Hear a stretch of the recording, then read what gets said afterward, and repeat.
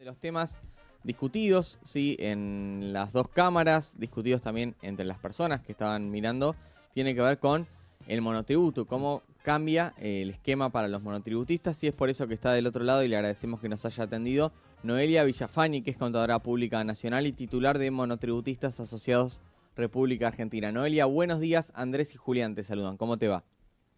Hola, buenos días. Bueno, muchas gracias por la invitación y un saludo a toda la audiencia. Noelia, ¿qué es lo más importante que tienen que saber a esta hora los monotributistas con ya la promulgación de ambas leyes o con la que tiene que ver con monotributistas? Bueno, lo más discutido y por lo que estuvimos batallando nosotros desde la asociación en diferentes puntos fue el tema de que no se elimine la figura del monotributo social. Por lo tanto, los monotributistas sociales tienen que quedarse tranquilos, van a seguir existiendo y logramos esto luego de muchas idas y vueltas al Congreso de la Nación, luego de que nos recibiera también el jefe de gabinete de ministros, Guillermo Francos y demás. La única diferencia es que van a tener un aumento en la cuota, aumento como van a sufrir el resto de los monotributistas, pero sin el aumento exorbitante que pretendía Senadores, que quería incrementar la cuota en un 670%, que era una locura y que, bueno, logramos evitar. Por lo tanto, el monotributista social va a empezar a pagar 9.900 pesos por mes, ya que esa es la nueva cuota que tendría establecida. El resto de los monotributistas comunes, bueno, si bien hay un aumento en la cuota, ¿sí?, que nosotros cuando vimos esta situación allá por el mes de marzo, vimos que el aumento era muy grande respecto a los topes que se planteaban, porque en el borrador de marzo los topes eran mucho más pequeños de lo que se consiguió ahora, los topes de facturación. Por ejemplo, en la categoría A, en el borrador de marzo, se ascendía a 3 millones de pesos. Sin embargo, la cuota era muy alta, la cuota que establecía ahora, que es de 26.600 pesos por mes. Entonces dijimos, esto es un ajuste encubierto, el monotributista ya sufrió un aumento en enero del 2024 y ahora de vuelta le aumentan cuando el aumento del tope es muy pequeño. Entonces, bueno, logramos que se aumentara más del doble el tope de facturación. Y esto es importante que lo entienda el monotributista, porque esto lo logramos justamente para que el impacto en el bolsillo fuera menor en la medida que los monotributistas fueran bajando de categoría. Entonces ahora se abre el periodo de recategorización que AFIP lo va a establecer en los próximos días. Y ahí el monotributista debería bajar de categoría, porque siempre el monotributista piensa que en la recategorización sube de categoría, pero como ahora hemos logrado aumentar mucho los topes, va a bajar de categoría. Por ejemplo, un monotributista que está en la categoría F puede bajar incluso a la categoría A. Y de esa manera, si bien aumenta la cuota, él no lo va a sentir tanto en el bolsillo al bajar de categoría. O el que está en la categoría H va a poder bajar a la categoría C. Entonces, esto de bajar de categoría no lo hace AFIP de oficio. Y, sin embargo, para subir de categoría, AFIP sí te recategoriza de oficio, pero para bajar no. Por ejemplo, un monotributista está en la categoría E y debe bajar a la categoría A conforme estos nuevos topes de facturación. Bueno, y no lo hace. Pasa el periodo de recategorización, AFIP le va a seguir cobrando como categoría E. Sin embargo, si ese monotributista debía subir a la categoría H porque le fue muy bien y estaba facturando mucho más, bueno, ahí sí, y se queda en la categoría E para hacerse el vivo porque no quiere moverse de categoría, ahí AFIP lo agarra de las orejas y le dice, no, monotributista, no te hagas el vivo, vení, y lo sube de categoría. Entonces, eso es importante que la gente lo sepa, porque para subir de oficio, AFIP sí te recategoriza hacia arriba, pero hacia abajo no. Noelia, Andrés Villar te habla, ¿cómo estás? ¿Cómo estás, Andrés? Te pido una caracterización para la gente, para que entienda correctamente cómo es y qué implica el monotributista social en comparación con el monotributista normal, y por qué es tan importante que siga el monotributo social. Y la otra pregunta que te quería hacer justamente es en este sentido de, vos decías, los topes no habían aumentado y ahora aumentaron una determinada cantidad. ¿Es lo esperado o querían un poquito más de tope? No, era lo esperado porque nosotros cuando vimos los nuevos topes de facturación que planteaban en marzo, ahí vimos que era muy poquito. Claro. Y después cuando nos encontramos con estos nuevos topes y que se va, o sea, que logramos que se aumente más del doble los topes, nos encontramos que la categoría K iba a facturar hasta 68 millones anuales y dijimos, bueno, es un montón. Claro. Y era lo que habíamos estado nosotros, por lo que estuvimos también peleando para que aumentaran los topes. Nosotros queríamos que se protegiera, nosotros queríamos que aumentaran los topes y que no cambiaran las cuotas, obviamente queríamos todo, pero obviamente habían que aumentar las cuotas, pero decíamos, bueno, pero ¿qué pasa con el monotributista que no va a poder llegar a facturar los 6.450.000? Por ejemplo, un ayudante terapéutico hoy por 12 horas diarias de trabajo tiene nomenclado su facturación en 300.000 pesos mensuales. Esa persona para facturar el doble debería trabajar 24 horas del día. Claro. Por lo tanto, no podría. Esa persona va a sufrir muchísimo. Entonces, decíamos, bueno, la categoría más baja, protejámosla de tal manera que si no llega a facturar los 6.450.000, que no sienta que los estás matando, porque si no esa gente, el que pueda, va a trabajar en la clandestinidad y eso va a hacer que aumente el trabajo en negro. Bueno, esto lo planteé, estuve en la Comisión de Presupuesto y Hacienda, fui invitada también en el plenario de comisiones en el Senado de la Nación. Quiere decir que los senadores escucharon todo esto, sin embargo no hicieron oídos sordos. Y más allá de que uno lo plantee y que uno reclame, tampoco puede ir hasta el Congreso a pegarles en la cabeza a los senadores o a los diputados para que entiendan. Uno lo expresa, se manifiesta. Me da ganas, pero bueno, no se puede. Entonces, ¿qué es lo que yo, y acá voy a hacer una conexión con la pregunta que hiciste? ¿Qué es lo que yo le diría al monotributista categoría A que hoy dice, uy, Noelia, buenísimo que lograste que los sociales se salvaran? Buenísimo que lograste que el resto que está en las categorías de la B pueda bajar a la A, de la C pueda bajar a la A y demás. Pero yo estoy en la categoría A y terminaron matando el bolsillo y vos no me defendiste. Y yo voy a decir, no, yo te defendí, pero no me hicieron caso. Bueno, pero en la práctica es lo mismo. O sea, yo no me siento protegido por esta ley. Bueno, esa persona decirle, bueno, mira, cambia de tipo de monotributo. O sea, puedes pasar a monotributo promovido, en el caso que no uses la obra social, y ahí vas a pagar 9.800 pesos por mes más ingresos brutos, y de esa manera no vas a tener una reducción en el costo tributario, porque hoy un monotributista categoría A está pagando casi 12.000 pesos por mes más ingresos brutos. Entonces, casi ahí 13.000. Claro, entonces hay que ver porque están los A exentos y los A no exentos. Sí. Ahora todos van a pagar 26.600, ya se termina esa diferenciación.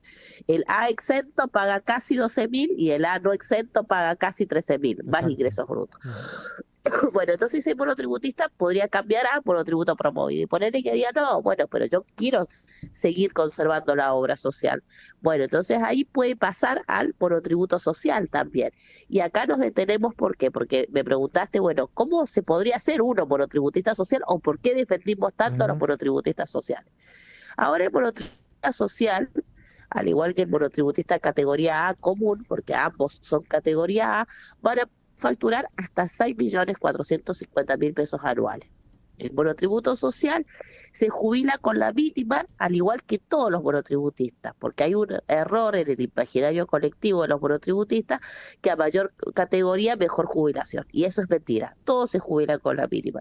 Y el monotributista social tiene obra social de la misma calidad que el resto de los monotributistas, porque todos tienen el plan médico obligatorio. No es que a mayor categoría hay un mejor plan de salud. Por lo tanto, no habría mucha diferencia entre el monotributista social, que hoy va a pagar 9.900 pesos por mes, y no brutos, porque en la mayoría de las provincias está exento, y con respecto al monotributista categoría A, que va a pagar 26.600 pesos más ingresos brutos por mes. Entonces, ¿Qué los diferencia? Que el monotributista social puede facturar, puede tener una sola actividad económica. Entonces uno le diría al monotributista, bueno, si vos estás inscripto en dos actividades económicas, fíjate cuál te engloba más y poné una sola actividad y pasate al social. Y después, bueno, sí, pero yo tengo que ser indigente para ser monotributista social. No, no hace falta. Obviamente no puedes ser millonario. Puedes tener hasta 2 bienes inmuebles a tu nombre, siempre y cuando en una desarrolles tu actividad económica, y puedes tener hasta 3 rodados, 3 vehículos a tu nombre, siempre y cuando la antigüedad no sea inferior a 5 años. Es decir, si tenés un 0 kilómetro o un auto nuevo, muy nuevo, no vas a poder ser monotributista social. Pero yo juego la cabeza que todos los monotributistas categoría A que hoy nos están escuchando, o B, C, todos cumplen estas condiciones, porque los monotributistas siempre están tratando de hacer malabares en los vaivenes de la economía y no están teniendo un patrimonio alto, y sobre todo las categorías más bajas. Entonces podrían ser monotributistas sociales. ¿Y por qué nosotros defendimos tanto esta figura? Porque la mayoría de estos monotributistas sociales son artesanos, feriantes. Si bien cualquier actividad, hay muchas actividades, es un listado amplio de actividades que podrían ser monotributistas sociales. Bueno, la mayoría de los monotributistas sociales son feriantes, artesanos, gente que vende tortas fritas en la calle y demás. Y el factor común que tienen todos ellos es que la mayoría de sus hijos presentan discapacidades, enfermedades oncológicas y diabéticas, y utilizan la herramienta del monotributo social para darle prestación de salud a sus hijos y darle una mejor calidad de vida.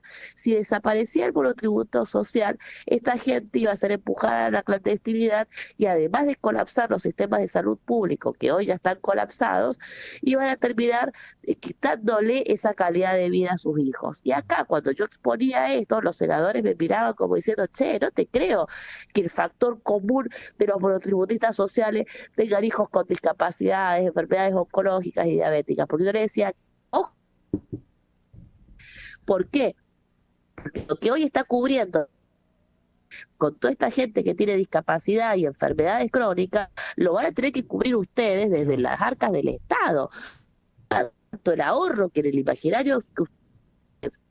Se nos está cortando un poquito, Noelia. ¿Nos escuchás ahí? Sí, ahí me escucha. Sí, sí. Ahí me escucha. Sí, sí. Bien, yo les decía de que si van a... ¿Por qué? De mirar la figura en monotributo social. ¿Por No. Se nos está cortando mucho, Noelia. No sé si estás cerca, estás con mala conexión por ahí de internet o algo de eso. A ver, ahí me escuchan. A ver. Ahí sí. Ahí. Sí. Ahí sí. Bien, lo que yo les decía es que el ahorro que iban a tener eliminando la figura del monotributo social iba a ser muy inferior al gasto que van a tener ahora al absorber todas esas personas en el sistema de salud público con enfermedades, con discapacidades y demás. Perfecto. Y lo que ellos hicieron fue averiguar si era real que todos los monotributistas tuvieran hijos con discapacidades, o sea, los sociales. Y se encontraron que sí, que era real. ¿Y esto por qué? Y acá hay un dato que es clave. Cuando una persona va al hospital y le diagnostican a su hijo que su hijo tiene discapacidad o enfermedades crónicas, desde el hospital le dicen, ¿saben qué? Nosotros no estamos preparados para darle cobertura a su hijo con todas las terapias que necesita. El hospital público no la va a poder ayudar. ¿Usted qué hace, señora? ¿A qué se dedica? Y dice la señora, yo vendo dulce o hago torta frita. Bueno, ¿y usted cómo hace? ¿Es monotributista? No, porque nadie me pide factura. Bueno, hágase monotributista social y de esa manera va a tener una obra social. Y es por eso que la mayoría tiene se encuentra en esta situación y por eso la protegimos. Noelia, te hago una última de los cambios que empiezan a regir. Respecto a esta posibilidad de que un autónomo contrate colaboradores y eso, a vos como contadora te haya dado una consulta, alguna propuesta de empresarios para trabajar con esa función. Siempre se usa el ejemplo del maestro mayor de obra o el jefe de una obra que tiene albañiles a su cargo, pero no sé si en la realidad es algo que pedían este tipo de empresarios o este tipo de personas que trabajan en ese rubro. Nosotros lo pedimos cuando nosotros cuando hicimos la primera exposición en el plenario de comisiones allá en el mes de enero, y además cuando estuvimos charlando con los diferentes diputados anteriormente, cuando empezaron a asumir, planteamos la idea del monotributo contractual, ¿sí? La posibilidad de que un monotributista pudiera tener colaboradores. ¿Por qué? Porque si no el monotributista no podía tener empleados de relación de dependencia, porque si no gana más el empleado que el propio monotributista. Entonces el monotributista se hacía un 8 para poder desarrollar su actividad económica. Entonces ahí nos dijeron, che, ¿qué pasaría si habilitamos a que una persona tenga colaboradores independientes? Y nosotros dijimos, sí, está buena la idea siempre y cuando se limite para que no sea algo que lo pueda utilizar cualquier persona. O sea, un supermercado decir, ahora tengo colaboradores independientes porque Claro. se echa la ley, echa la trampa. Y ahora, bueno, se había establecido primero que sea hasta 5 colaboradores y ahora se bajó hasta 3 colaboradores. Nosotros estamos de acuerdo en esta figura, hay que ver cómo se reglamenta, qué es lo que va a tener bien la letra chica de estos colaboradores independientes, y por otro lado nosotros estamos luchando porque exista la figura del monotributo contractual. ¿Por qué? Porque hoy el Estado precariza laboralmente a muchísimas personas bajo la figura del monotributo, no les da vacaciones, no les da aguinaldo, una vez que los tiene que desvincular, los deja con una mano atrás y una mano adelante, no les da ningún resarcimiento. Entonces nosotros planteamos que esto se debe solucionar con la figura de un monotributo contractual que tenga vacaciones, que tenga una especie de aguinaldo y que tenga una especie de resarcimiento a la hora de la desvinculación. Perfecto. Bueno, Noelia, vamos a seguir de cerca entonces el impacto de estas nuevas regulaciones y obviamente seguiremos en contacto con vos para que me digas, bueno, mira, esto está funcionando bien, esto está funcionando mal, lo que fuera, y bueno, obviamente porque impactan una gran porción de los argentinos. Bueno, muchas gracias, y decirle a los monotributistas que nos están escuchando que nos busquen en www.monotributistasasociados.com.ar. Muy amable, Muy Noelia, amable. un abrazo. Chau, chau. Chau, chau. 9 de la mañana, 3 minutos. Bueno, las claves para monotributistas, la importancia del monotributo social, Sí. claves. cómo quedan los topes, ¿sí? Para cada una de las categorías. Ujú. Y esto de que, bueno, lo que va a generar ahora es probablemente que en la recategorización queden algunas personas en categorías más bajas, ¿no? Claro. Más altas, que